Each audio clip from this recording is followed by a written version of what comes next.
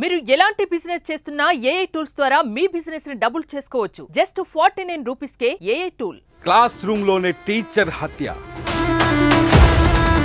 అన్ని గాయాలున్నాయి madam. Sketch వేసి హత్య చేసిన విద్యార్థులు. ఎవరైనా టీచర్స్ వెనుక పక్క నుంచి ప్రోద్బలం లేకుండా వాళ్ళు కొట్టింటారా? గుంపుగా కొట్టి చంపేశారు. నా జీవితాన్ని పిల్లల వీళ్ళు హంతకుల.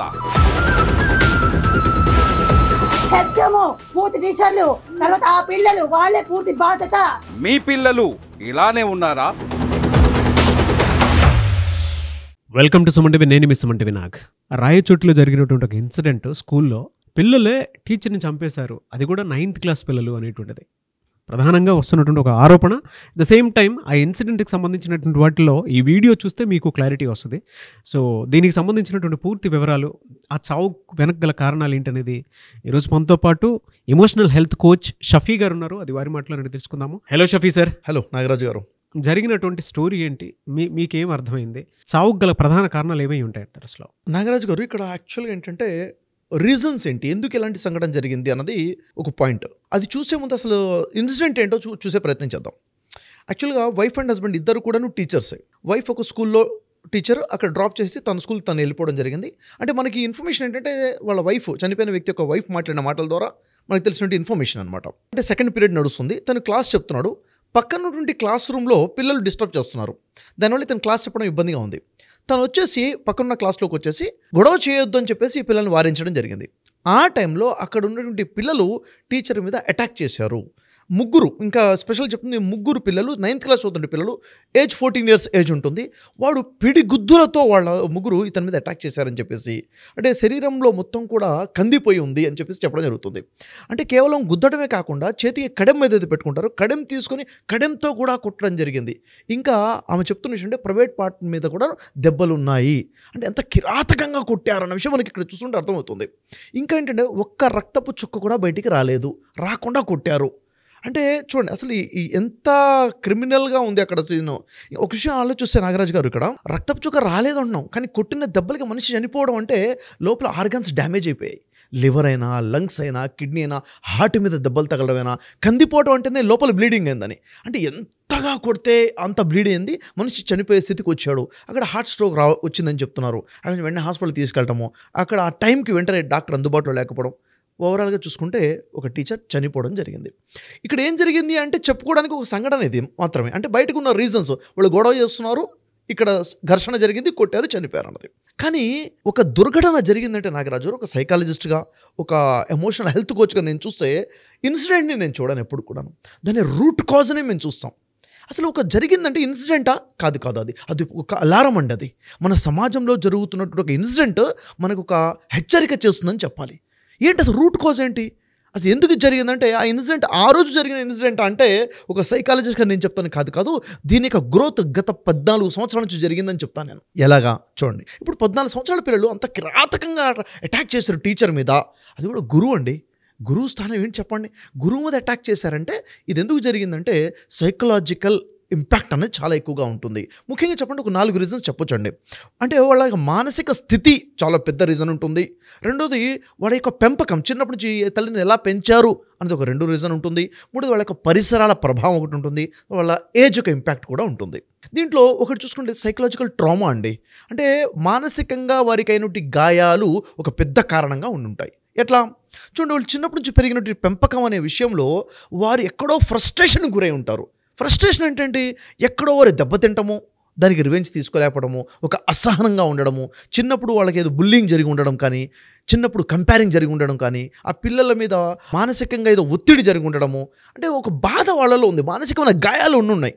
దాన్ని ఎలా బయటికి తీసేయాలన్నది సరిగా వారికి అర్థం కాలేదు. అలాంటప్పుడు ఏముందంటే కసి అనేది పెరుగుంటుంది లోపల.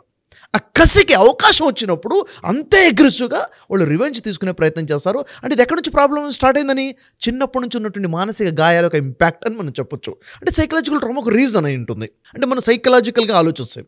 రెండో విషయం చూడండి, వాళ్ళందరూ కూడా టీనేజ్లో ఉన్నారు, 14 years ఏజ్. టీనేజ్లో హార్మోన్ ఇంబ్యాలెన్స్ ఉంటుంది. అప్పుడు అగ్రెసివ్నెస్ ఉంటుంది. అంటే ఒక స్థాయి, ఒక ఉగ్రత అనేది ఒకటి ఉంటుంది. అంటే ఆ సమయంలో భావోద్వేగాలు ఒక పౌరుషంగా పనిచేస్తుంటాయి అనమాట. అంటే అగ్రెసివ్నెస్ కనిపిస్తుంది. ఆ టైంలో వాడు ఏ యాక్ట్ చేసినా కానీ అగ్రెసివ్గా యాక్ట్ చేస్తాడు. ఆ టైంలో ఏదైనా వాళ్ళ మీద అవమానం జరిగినా, గట్టిగా హెచ్చరిక జరిగిన, ఓవర్ డిసిప్లిన్ కండిషన్ వచ్చినా, పనిష్మెంట్ ఇచ్చినా దానికి రివెంజ్ అనేది అదే విధంగా ఉంటుంది. ఏజ్ గ్రూప్ యొక్క ఇంపాక్ట్ వల్ల, అంటే టీనేజ్ యొక్క ఇంపాక్ట్ వల్ల. ఇలాంటప్పుడు ఎలా డీల్ చేయాలనేది కూడా మనకు తెలిసి ఉండాలి కదా. అంటే ముందు రీజన్స్ చెప్తాను నాగరాజు గారు, తర్వాత దీనికి సొల్యూషన్ అంటూ కూడా మనం చూడాలి. ఎందుకంటే సమస్య గురించి మాట్లాడడం కాదు మనకు కావాల్సింది, సొల్యూషన్ ఈజ్ వెరీ ఇంపార్టెంట్. ఆ తర్వాత ఇంకొక రీజన్ చూసుకుంటే నాగరాజు గారు, చాలా పెద్ద రీజన్ ఇది, ఆలోచిస్తేనే అర్థమవుతుంది. నేను చెప్తే అవును కదా అనిపిస్తాను మీకు కూడా. చూడండి, ఇప్పుడు ఇక్కడ 3 పిల్లలు కలిసి ఒక టీచర్ని పిడిగుద్దులు గుద్ది చనిపోయేంతవరకు చేశారు అంటే, నేను చెప్పండి ఇదే ఇన్సిడెంట్ 3 కాకుండా ఒకటి ఉంటే చేయగలుగుతాడా? లేదు, చేయలేడు. అంటే ఒక్కడు ఒంటరిగా ఉన్నప్పుడు చేయలేని ధైర్యము ఒక గుంపులో ఉన్నప్పుడు వస్తుంది. గ్రూప్ సైకాలజీ అంటారండి నాగరాజు గారు. ఇక్కడ ఏమవుతుందంటే, మేము ఉన్నాము, నా హీరోజం వాడి ముందు చూయించుకోవాలి, నేను గొప్పగా కనపడాలి, నా పవర్ చూపించాలి, నేను బలవంతుడని చూపించుకోవాలి అనే సైకాలజీ క్రియేట్ అవుతుంది గ్రూప్లో ఉన్నప్పుడు. కాబట్టి ఈ గ్రూప్ యొక్క ఇంపాక్ట్ వల్ల కూడాను ఈ అటాక్ అనేది జరుగుతుంది. అంటే ఒంటరిగా చేయలేని పని ఒక గ్రూప్లో ఉన్నప్పుడు చేస్తాడు. కాబట్టి వాడు ఎలాంటి గ్రూప్లో ఉంటున్నాడు, ఎలాంటి ఫ్రెండ్షిప్లో ఉంటున్నాడు, వాడి పరిసరాలు ఉన్న సర్కిల్ ఏంటి అంటే చాలా పెద్ద ఇంపాక్ట్ ఉంటుంది. పక్కవాడు పాజిటివ్ మైండ్ సెట్ ఉంటే ఆ ఇంపాక్ట్ వీడి మీద ఉంటుంది. నెగిటివ్ ఇంపాక్ట్ ఉంటే ఇక్కడున్న నెగిటివ్ కలిసేసి స్ట్రాంగ్ అగ్రెసివ్ నెగిటివ్లోకి వెళ్తారు. అంటే పీర్ గ్రూప్ ప్రెజర్ అంటారు దీన్ని. అంటే పరిసరాలు, స్నేహితుల యొక్క ప్రభావం బలంగా పనిచేసిందన్నది ఇక్కడ క్లియర్గా అర్థమవుతుంది. 3 కలిసి అటాక్ చేశారన్నది సైకాలజీ. ఇక్కడ నాగరాజు చూడండి, వాళ్ళ వైఫ్ మాట్లాడిన విషయాల్లో ఆయన చాలా డిసిప్లిన్ మెయింటైన్ చేస్తారండి, డిసిప్లిన్ గురించి బోధిస్తారు. యాక్చువల్లీ చూడండి, ఇక్కడ వాళ్ళు గొడవ చేసినప్పుడు ఏదో అనుంటాడు కదా, సైలెంట్గా ఉండండిరా అని ఎన్నిసార్లు చెప్పాలి అనేది గద్దించుంటాడు టీచర్ అన్న తర్వాత. అంటే వీళ్ళ ఆలోచన, అరే నిన్ను ఇంత మాట అన్నాడురా అని చెప్పేసి వీడంటే, అవును కదా ఇంత మాట అంటే నేను ఊరుకుంటానా, వీడు అటాక్ చేస్తాడు. నిన్ను అన్నాడా, నేను ఊరుకోనరా, నా ఫ్రెండ్ నువ్వు అని చెప్పి చూసారు. ఈ నెగిటివిటీ వల్ల అగ్రెసివ్నెస్ ఎక్కువ అయిపోతుంది. ఈ గ్రూప్ సైకాలజీ అనమాట. తర్వాత నాగరాజు గారు ఇక్కడ చిన్నప్పటి నుంచి పెంపకం యొక్క ఇంపాక్ట్, పేరెంటింగ్ అండ్ గైడెన్స్ అనేది చాలా పెద్ద ఇంపాక్ట్ అండి. ఎవడు కూడా ఒకేసారి ఇలాంటి మనస్తత్వంలోకి రాడు కదా, అవునా కదా. ఒక వ్యక్తి ఇంత క్రిమినల్గా యాక్ట్ చేస్తున్నాడు, ఇంత హింసాత్మకంగా వైలెంట్గా ఉన్నాడంటే వైలెన్స్ అనేది వన్ డేలో వచ్చేది కాదు. ఇది చిన్నప్పటి నుంచి పెంపకం యొక్క ప్రభావం ఖచ్చితంగా ఉంటుంది. ఉదాహరణ చూడండి నాగరాజు గారు, పిల్లలకి చిన్నప్పటి నుంచి కూడా మోరల్ వాల్యూస్ చెప్పామనుకోండి, అరే పెద్దవాళ్ళు అంటే ఇలా ఉంటుందిరా, పెద్దవాళ్ళతో ఇలా మాట్లాడాలరా, గౌరవంగా మాట్లాడాలి, వాళ్ళ ముందు ఇలా కూర్చోవాలి, ఇలా నిల్చోవాలి అని చిన్నప్పటి నుంచి టీచ్ చేసుకుంటూ వస్తే, వాడు పెద్ద అవుతున్న కొద్దీ పెద్దవాళ్లతో అగౌరవంగా మాట్లాడకూడదు, గట్టిగా మాట్లాడకూడదు, వ్యతిరేకంగా మాట్లాడకూడదని ఆలోచన ఉన్నవాడు వైలెంట్గా అటాక్ చేసి పిడిగుద్దులు గుద్దుతాడా? అవకాశమే లేదు కదా. అంటే చిన్నప్పటి నుంచి ఎలా పెరిగే అవకాశం ఉంటుందంటే, చాలా సందర్భాలు చూడండి నాగరాజు గారు, నాన్నని ఏం రా అని చిన్నోడంటే, అరే వీడు నన్ను అరే అన్నాడు అని చెప్పేసి, అంటే నాన్నని తిడితే కూడా అది గొప్పగా భావించి నలుగురు చెప్పుకునే పేరెంట్స్ కూడా ఉన్నారండి. అంటే ఏది మంచి ఏది చెడు, ఏది మోరల్ ఏది ఇమ్మోరల్ అన్నది చూడకుండా పిల్లల్లో నెగిటివిటీ వస్తున్నా కానీ దాన్ని గొప్పగా కాలర్ ఎగరేసుకొని ఇంత గొప్పగా చెప్పుకునే వాళ్ళు ఉన్నారనమాట. అంటే చిన్నప్పటి నుంచి ఉన్నటువంటి ఇంపాక్ట్ వల్ల కూడాను వాళ్ళకి ఈ వైలెన్స్ అనేది వచ్చి ఉంటుంది. రెండోది, చిన్నప్పటి నుంచి ఫ్యామిలీలో వైలెన్స్ చూశారనుకోండి, అంటే అగ్రెసివ్గా కొట్టడము, తిట్టడము అన్నది చూసుంటే దాన్ని మిమిక్ చేస్తారు, దాన్నే వీళ్ళు కూడా అనుకరించే ప్రయత్నం చేస్తారు. ఇది ఫ్యామిలీ యొక్క ఇంపాక్ట్, పెంపకం వల్ల ఇంపాక్ట్ అని చెప్పొచ్చు. ఇది వన్ డేలో జరిగింది కాదు కదా, చిన్నప్పుడు జరుగుతుంది. ఇదంతా కూడా మనం చూసుకోవాలి. రూట్ కాజ్ ఏంటి అంటే ఇది రూట్ కాజ్ అయి ఉంటుంది. మరొక రీజన్ చూడండి నాగరాజు గారు, కామన్గా చాలా ఫ్యామిలీస్లో జరిగేది, పిల్లల ముందే తల్లిదండ్రులు గొడవ పడుతున్నారు, గొడవ పట్టి అరుసుకొని కొట్టుకునేదాకా వెళ్తుంది. ఎంత వైలెంట్గా కనిపిస్తారంటే, పిల్లలు దాన్ని 1 సారి 2 సార్లు 3 సార్లు చూసిన తర్వాత అసలు వీళ్ళు ఇంత గ్రాంటెడ్గా తీసుకున్నారు కదా గొడవ పట్టడం, కొట్టడము, ఇది కామన్ బిహేవియరా, ఇదే విధంగా బయట కూడా ఉంటుందా, అంటే మనల్ని ఎవరన్నా అంటూ మనం ఇలా యాక్ట్ చేయాలా, ఇలా అటాక్ చేయాలా అనేది వాళ్ళు నేర్చేసుకున్నారు, వాళ్ళకి నేర్పేసి మనం. అంటే ఫ్యామిలీ ఇంపాక్ట్ ఇంత బలంగా పిల్లల్ని ఇంత వైలెంట్గా తయారు చేసేది ఉంది. ఈ 3 పిల్లలు ఈరోజు ఇక్కడ మర్డర్ చేసే స్థాయికి వెళ్ళారు అంటే, కొట్టి చంపేశారంటే వెనక బ్యాక్గ్రౌండ్ ఖచ్చితంగా ఉండి ఉంటుంది నాగరాజు గారు. అంటే ఎలాంటి విత్తనం వేస్తే మెడికల్ హిస్టరీ అలా ఉంటుంది, సైకలాజికల్గా ఆ విధంగా గురై ఉంటుంది. ఎలాంటి విత్తనం వేస్తే అలాంటి మొక్కే వస్తుందన్నట్టుగా అలాగే పెంపకం జరిగింది కాబట్టి అలాంటి రిజల్ట్ వచ్చిందని మనకు అర్థమవుతుంది. రీజన్స్లో మరొక రూట్ కాజ్ ఏంటిదంటే, ఈరోజు మీడియా యొక్క ఇంపాక్ట్, డిజిటల్ ప్లాట్ఫామ్. ఈరోజు గేమింగ్స్ వచ్చాయి, రకరకాల గేమింగ్స్ వచ్చాయి. గేమింగ్లో ఎలా ఉంది, వీడు వాడిని చంపడం, వీడిని చంపడం, వాడిని గుద్దడం, వాడిని నరకడం. గేమింగ్లో కూడా కొట్టుకోవడమే గేమింగ్గా కనిపించింది. అంటే కొట్టుకోవడం వెరీ కామన్గా కనిపిస్తుంది. అంటే కొట్టడం అంటే తప్పు కాదు, కొట్టడమే, ఇది ఒకటి. మూవీస్లో చూడండి నాగరాజు గారు, మూవీస్ ఎంతగా చూపిస్తున్నారంటే అక్కడ హీరో అంటేనే నరకడం, నలుగురిని కొట్టడం, నలుగురిని కొరకడం. ఈరోజు వచ్చినట్టు పాన్ ఇండియా మూవీస్ చూడండి, మూవీ పేరు నేను చెప్పదలుచుకోవట్లేదు, చూస్తే హీరో కొరికేస్తున్నాడు, నరికేస్తున్నాడు, దాన్ని ఒక పెద్ద హీరోజంలా చూపించేస్తున్నారు. ఇది చూసిన తర్వాత నేను కూడా హీరోని అవ్వాలి కదా, మరి నేను కూడా హీరోని అవ్వాలి, నేను కొరకాలి కదా, పిడిగుద్దులు గుద్దాలి కదా, నేను ఒకేసారి నలుగురిని అటాక్ చేయాలి కదా, ఇదే హీరోయిజం కదా. అంటే ఎంత ఇంపాక్ట్ ఉంది చూడండి. ఖచ్చితంగా ఆలోచనలు ఇలా బిల్డ్ అవుతున్నాయి. నాగరాజు ఒక మాట చెప్తాను, ఒక వ్యక్తి కొరికాడు అంటే దంతాలతో కొరుకుతాడు, గుద్దాడు అంటే చేత్తో గుద్దుతాడు, కొట్టాడు తన్నాడు అంటే కాలుతో అంటారు. కాదు, యాక్చువల్గా ఇది మనస్సుతో, ఆలోచనతో గుద్దుతాడు. అంటే ముందు కొరకాలని ఆలోచన వస్తేనే తర్వాత కొరుకుతాడు, కొట్టాలని ఆలోచన వస్తేనే తర్వాత చేత్తో కొడతాడు. అంటే ఇది మొత్తం జరుగుతుంది చేతులతో కాళ్ళతో కాదు, ఆలోచనతో జరుగుతుంది, సైకలాజికల్గా జరుగుతుంది. ఇక్కడ డిస్టర్బ్ అవుతుంది, ఇక్కడ ఇంపాక్ట్ వస్తుంది, మీడియాకు ఇంపాక్ట్. చూస్తున్నటువంటి సోషల్ మీడియా కానివ్వండి, సీరియల్స్, మూవీస్, గేమ్స్, ఇవన్నీ కూడా చాలా నెగిటివ్ ఇంపాక్ట్ చూపిస్తున్నాయి. అది చూసి అదే నా లైఫ్లో నేను కూడా అలా యాక్ట్ చేయాలి, నన్ను 10 మంది గౌరవించాలంటే, నన్ను చూసి 10 మంది భయపడాలి అంటే, అది హీరోస్ ఉంచుకోవాలంటే నేను కూడా ఇలా ఉండాలి, నా బిహేవియర్ ఇలా ఉండాలి అనేది నేర్చేసుకుంటున్నాను నాగరాజు. ఎమోషనల్ ట్రిగ్గర్ అయిపోతుంది. అంటే మనం దీన్ని అసలు ఏం పరిశీలించకుండా, దీనికి ఎవరైనా ఏదైనా మాట అంటే ఇలానే చేయాలేమో, ఇలా చేస్తేనే హీరోయిజం, ఇలా చేస్తేనే కరెక్ట్. సోషల్ మీడియా ఇంపాక్ట్ చాలా బలంగా ఉంది, చాలా బలంగా ఉంది. ఇంకోటి నాగరాజు గారు, ఇంకా పర్సనల్గా ఇప్పుడు ఈ ఇన్సిడెంట్ గురించి చూసుకుంటే, ఇలాంటి ఇన్సిడెంట్ ఎందుకు జరుగుతుంది అసలు? టీచర్స్ని అబ్యూస్ చేయడమో, టీచర్స్ని కొట్టడం, చంపడం అన్నది ఎందుకు జరుగుతుందంటే, రిలేషన్షిప్. టీచర్ తన స్టూడెంట్తో ఎలాంటి రిలేషన్ మెయింటైన్ చేస్తున్నాడు అన్నది చాలా ఎక్కువ ఇంపాక్ట్ ఉంటుంది. అంటే for example, teacher over punishment చేస్తున్నాడు అనుకోండి, అక్కడ పిల్లల్లో అందరూ ఒకలా ఉంటారు కదా, పిల్లలకి పెంపకం బట్టి కొంతమంది వైలెంట్గా ఉంటారు కదా, వాళ్ళు ఈ విధంగా అటాక్ చేసే అవకాశం ఉంటుంది. డిసిప్లిన్ ఉండాలి, డిసిప్లిన్ నేర్పాల్సిందే, క్రమశిక్షణ. దాంట్లో కూడా ఓవర్ డిసిప్లిన్ గురించి ఓవర్ కండిషన్స్ పెట్టడం మొదలు పెడితే అది కూడా వాళ్ళు యాక్సెప్ట్ చేయలేరు, దానికి కూడా ఇలాంటి వైలెంట్ బిహేవియర్ వచ్చే అవకాశం ఉంటుంది. కాబట్టి ఎలాంటి రిలేషన్ మెయింటైన్ చేస్తున్నాం అనే దాని మీద కూడా ఈ ఇన్సిడెంట్ జరిగి ఉంటుంది. అయితే ఇప్పటివరకు రీజన్స్ మాట్లాడాం నాగరాజు గారు. సొల్యూషన్ ఏంటి అసలు? ఏం చేస్తే ఇలాంటి ఇన్సిడెంట్ జరగకుండా ఉంటాయి? ఎందుకంటే ఒక ఇన్సిడెంట్ జరిగింది, అయ్యో పాపను వదిలేయటం కాదు, ఇలాంటి జరగకుండా ఉండడం మనకు కావాల్సినటువంటిది. అవును, ఏం చేయాలి సార్? మీరు చెప్పినటువంటి ప్రతి మాట నిజమే. ఎందుకంటే మీరు అగ్రెషన్ బిహేవియర్ దగ్గర నుంచి, దాని తర్వాత పీర్ గ్రూప్స్ దగ్గర నుంచి, దాంతోపాటు ఫ్యామిలీలో ఉండేటువంటి వైఫ్ అండ్ హస్బెండ్ గొడవ పడేటువంటి సందర్భం, అవన్నీ చూసి, అంటే ఒక్కొక్క ఎమోషన్ ఒక్కొక్క దగ్గర నుంచి నేర్చుకొని ఉంటాడు పిల్లోడు. టీనేజ్కి వచ్చేటప్పటికి ఏంటంటే, మీరు ఇందాకన్నారు ఒక 14 సంవత్సరాల నుంచి ఇవన్నీ మైండ్లో పెట్టుకొని ఎమోషనల్గా ఏది ఎప్పుడు ఎక్కడ ఏం ట్రిగర్ అయితే దానికి తగ్గట్టు బిహేవ్ చేస్తున్నాడు. అందుకే ఇంట్లో చూసిన బిహేవియర్ వల్ల కావచ్చు, బయట చూసిన బిహేవియర్ వల్ల కావచ్చు, సోషల్ మీడియా ప్లాట్ఫామ్ బిహేవియర్ వల్ల సరే, పిల్లలు ఇలా తయారైపోవడానికి వాడిలో ఉండేటువంటి సెల్ఫ్ అగ్రెషన్, సెల్ఫ్ ట్రిగర్స్ ఏవైతే ఉన్నాయో దానివల్లే ఇదంతా జరుగుతుంది అని. బట్ దీనికి ఎవరు కారణం అని అంటే మళ్ళీ మనమే, ఎందుకోనండి మన సొసైటీ ఎగ్జాక్ట్లీ అలా. అంటే ఒక్కొక్క పాజిటివ్ డెవలప్మెంట్ అనేది లేదు, అందుకే ఇలా జరుగుతుంది. దీన్ని ఎలా మెల్లిమెల్లిగా అవేర్నెస్ క్రియేట్ అయ్యి ఎక్కడ తప్పు జరుగుతుందో తెలుసుకొని దీన్ని కంట్రోల్ చేయడం ఎలా? అసలు చాలా మంచి విషయం అడిగారు నాగరాజు గారు. దీన్ని ఎలా కంట్రోల్ చేయాలి, భవిష్యత్తులో ఇలాంటి సంఘటనలు జరగకుండా ఉండాలంటే ఏం చేయాలంటే ఒక 5 పాయింట్స్ చెప్తానండి. మొదటి విషయం ఏంటంటే పేరెంటింగ్ గైడెన్స్, పేరెంట్ కౌన్సిలింగ్ అనమాట. చిన్నపిల్లల దగ్గర నుంచి కూడాను అరే ఏది మంచి ఏది చెడు అనేది పేరెంట్ చెప్పాలి. మోరల్ బిహేవియర్ ఎలా ఉండాలో చెప్పాలి, మోరల్ వాల్యూస్ ఎలా ఉండాలో చెప్పాలి, పెద్దలతో ఎలా మాట్లాడాలి, ఒక అమ్మాయితో బిహేవియర్ ఎలా ఉండాలి, టీచర్కి విలువేంటి, పెద్దవాళ్ళతో ఎలా ఉండాలి, ఎలా ఉండకూడదని చిన్నప్పుడు చెప్పడం మొదలు పెడితే వాడికి అర్థమైపోతుంది, గీత ఇది మంచి ఇది చెడు అన్నది వాడికి అర్థమైపోతుంది అంట. పేరెంటింగ్ గైడెన్స్ అనమాట. ఇంట్లో బట్టలు వేసుకునే ప్రాసెస్ దగ్గర నుంచి నేర్పించాలి. అంతే, మీరు వేసుకునే బట్టల దగ్గర నుంచి పిల్లలు అనుకరణ చేస్తారు, మాట్లాడతారు. మీరు హస్బెండ్తో ఏ లాంగ్వేజ్లో మాట్లాడతారో అదే లాంగ్వేజ్ని వాళ్ళు పట్టుకుంటారు. మీరు వైఫ్కి ఏ లాంగ్వేజ్లో కమ్యూనికేట్ చేసి అబ్యూస్ చేసి మాట్లాడితే వాళ్ళు కూడా అదే తీసుకుంటారు. ఎగ్జాక్ట్లీ అదే కదా, మనం ఇంట్లో నుంచే నేర్పించేస్తున్నాం, ప్రాక్టికల్ మన యాక్ట్స్ ద్వారా నేర్పించేస్తున్నాం. ఎగ్జాంపుల్ చెప్తున్నాను సార్, అంటే వైఫ్ని కొంతమంది అరే అని పిలుస్తూ ఉంటారు. అవును, వైఫ్ కూడా హస్బెండ్ని అరే అని చెప్పేసి పిలుస్తాడు, పిల్లాడు కూడా అదే పిలుస్తాడు. ఇది ప్రతి ఇళ్లలో జరిగేదే సార్. ఇది వాళ్ళ అంటే కింద కామెంట్ బాక్స్లో మీరు చెప్పింది కరెక్టే నాగరాజ్ గారు అని చెప్పి డెఫినెట్గా పెడతారు. ఎందుకంటే అది ఉంది, పేరెంట్స్ని పిల్లోడు కూడా అరే అంటే మనకు ముద్దుగా అనిపించినట్లు అంటే వెంటనే వాళ్ళు అరే భలే పిలుస్తున్నాడే నన్ను, మీతో పాటు పెరుగుతున్నారు అని అంటే పిల్లలు మీ బిహేవియర్ని కూడా తీసుకుని బయటకు వెళ్తున్నాను అంటే మీరు ఇక్కడ ఏం చేస్తే బయట కూడా అదే చేస్తారు.